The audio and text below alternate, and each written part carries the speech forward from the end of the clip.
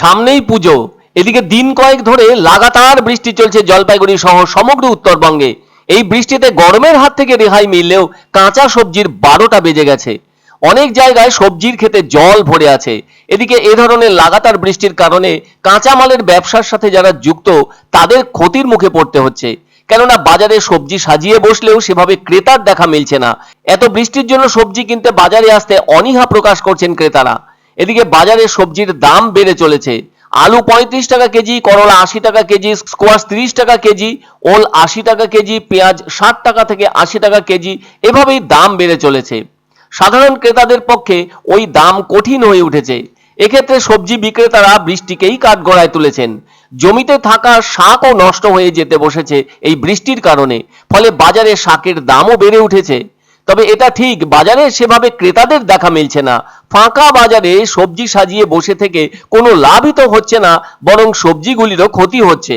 বৃষ্টির কারণে সবজি নষ্ট হয়ে যাওয়ার সম্ভাবনাও বেশি।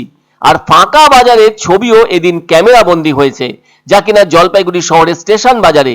সত্যি তো, এত সবজি বিক্রেতা তাদের রকমারি সবজি সাজিয়ে বসে থাকলেও ক্রেতার অভাবে মন খারাপ হচ্ছে বলে জানালেন সবজি বিক্রেতারা। পুজোর আগে যদি এভাবেই বৃষ্টির পরিবেশ থাকে তাহলে সবজির বাজার আর শান্ত থাকবে না, অশান্ত হয়ে উঠবে। অনেক পরিবারে পুজোর সময় রান্নাঘরের শক্তি দুর্বল হয়ে ওঠার সম্ভাবনা। আবার একটা কথা তো যথেষ্ট গুরুত্বপূর্ণ, বাজারের সাধারণ সবজি বিক্রেতারা তো এই সবজি বিক্রির ওপরই তাদের সংসার চালিয়ে থাকেন। সেদিক থেকে ক্রেতারা না এলে বিক্রেতাদের সংসারের পরিস্থিতি যে কঠিন হয়ে উঠবে সেটাই তো স্বাভাবিক। বছরে তো নানাভাবে সবজির দাম বেড়ে থাকে। প্রচন্ড তাপপ্রবাহের ফলে জমিতে ফসল নষ্ট হলে উৎপাদন ব্যাহত হয়, ফলে বাজারে সবজির যোগান কম হওয়ায় দাম বাড়ে। আবার সবজি চাষের ক্ষেত্রে বীজ ও সার খারাপ হলে ফলনে মার খায়, সেক্ষেত্রেও সবজির দাম বেড়ে ওঠে।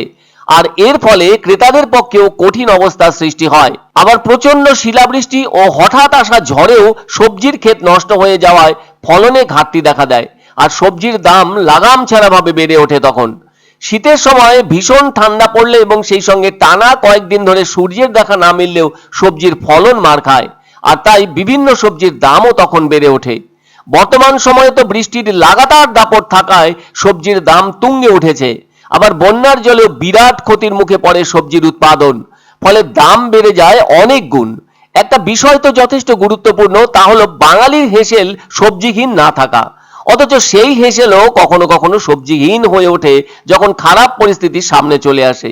তবে যাদের আর্থিক সচ্ছলতা আছে তাদের কাছে সবজির দাম বাড়া নিয়ে কোনো সমস্যাও দেখা দেয় না, কিন্তু ওই সব সচ্ছল ক্রেতারাও বৃষ্টিময় দিনে বাজার মুখো হন না, যার কারণে বাজারে পসরা সাজিয়ে বসা সবজি বিক্রেতারা যে হতাশ হবেন সেটাই তো স্বাভাবিক। সেই ছবি দেখা গেল অন্যান্য অনেক বাজারের সাথে জলপাইগুড়ি শহরের স্টেশন বাজারের ভেতরেও। পুজোর মুখে ক্রেতাহীন বাজার হলে যন্ত্রণা বাড়ে সবজি বিক্রেতাদের মনে, কেননা দিন শুরু হলে সংসারের খরচও তো প্রয়োজন, কিন্তু বিক্রি তো হলোই না, আর সেজন্য লাভের ঘর প্রায় শূন্যই থাকলো তাদের। এদিকে বাজারে সবজির দামও বেড়ে চলেছে। বৃষ্টি বাজার খুব খারাপ, আজকে লোক নাই, কালকের মালে যে পচে শেষ, এই যে মূলা টুলা সব পচে শেষ, এই যে বিক্রি আজকে লোক হবে না। হ্যাঁ বৃষ্টি না, কি করে আসবে লোক? মাল কি পচে যাচ্ছে? হ্যাঁ মাল তো নষ্ট হয়, কাঁচা শাকসবজি। বৃষ্টিতে তো অসুবিধা হচ্ছে, মাল করা যাচ্ছে না, বাড়ির থেকে বাইরে হওয়া যাচ্ছে না, তাই লোক আসবে। কই বিক্রি দিল নাই, বনিয়ে হইল না। এক অন্য অনুভূতির স্পর্শ পাওয়া যায় রয়কো ব্র্যান্ডের গেঞ্জি ও জাঙ্গিয়ায়। তাই ছোট বড় সবার পছন্দ রয়কো গেঞ্জি ও জাঙ্গিয়া। প্রস্তুতকারক জয়মনি হোশিয়ারি, কলকাতা। আনন্দ সংবাদ, আনন্দ সংবাদ।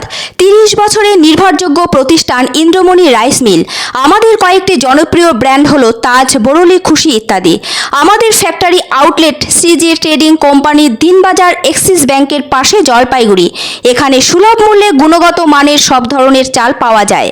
Phone number 9547029475।